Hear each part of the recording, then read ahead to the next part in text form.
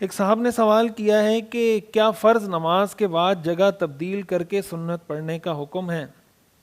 دیکھیں، اس بارے میں یہ بات سمجھنی چاہیے کہ اصولی طور پر بہتر طریقہ یہ ہے کہ انسان فرض سے پہلے کی سنتیں بھی گھر میں پڑھ کے آئے اور فرض کے بعد کی سنتیں بھی گھر میں جا کے پڑھے.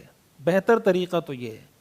لیکن اگر کوئی آدمی یہ سمجھتا ہے کہ یار میں ابھی فرض پڑھ کے گھر جاؤں گا تو سنتیں مجھ سے چھوٹ جائیں گی، میں نہیں پڑھ پاؤں گا، تو پھر اس کو مسجد میں ہی پڑھ لینی چاہیے. افضل طریقہ بہرحال یہ کہ گھر میں پڑھے. اگر اس کو لگتا ہے چھوٹ جائیں گی تو وہاں پڑھے.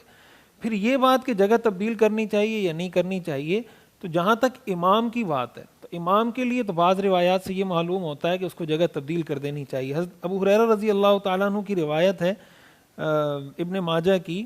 آپ نے فرمایا، حضور علیہ الصلاۃ والسلام فرماتے ہیں، ایعجز احدکم اذا صلی ان یتقدم او یتأخر او عن یمینہ او عن شمالہ. یعنی آپ نے فرمایا کیا تم اس بات سے عاجز ہو کہ فرض نماز پڑھنے کے بعد تھوڑا آگے پیچھے دائیں بائیں ہو کے باقی نفل اور سنت مؤکدہ ہے، باقی جو سنن ہے وہ آپ اس طرح کر کے پڑھ لیں. حضرت معاویہ رضی اللہ تعالیٰ عنہ کے بارے میں آتا ہے کہ وہ جمعے کی نماز کے بعد لوگوں کو حکم دیتے تھے کہ امام اس وقت تک سنت نہ پڑھے جب تک کسی سے بات نہ کر لے. اس سے معلوم ہوتا ہے کہ ان ساری روایات سے کہ بنیادی مقصد یہ ہے کہ امام کی فرض نماز میں اور امام کی سنتوں میں کوئی فصل، کوئی گیپ آنا چاہیے، جس سے یہ بات واضح ہو جائے کہ امام اس وقت سنت پڑھ رہا ہے، فرض نہیں پڑھ رہا، اور کوئی آ کے اس کے ساتھ پیچھے اقتدا نہ شروع کر دے کہ امام صاحب کھڑے میں تو میں نماز پڑھنا شروع کر دیتا ہوں. یہ بات لوگوں کے سامنے واضح ہو جائے.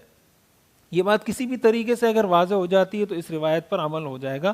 بہرحال بہتر انہی روایات کی روشنی میں یہی ہے کہ اگر امام کو ایسی جگہ ملتی ہے کہ اپنے مصلی سے تھوڑا سا ہٹ کے، محراب میں ہی اگر کھڑا ہوا ہے، تھوڑا سا ہٹ کے کھڑا ہو جائے تاکہ لوگوں کو اندازہ ہو جائے کہ جماعت ہو چکی ہے.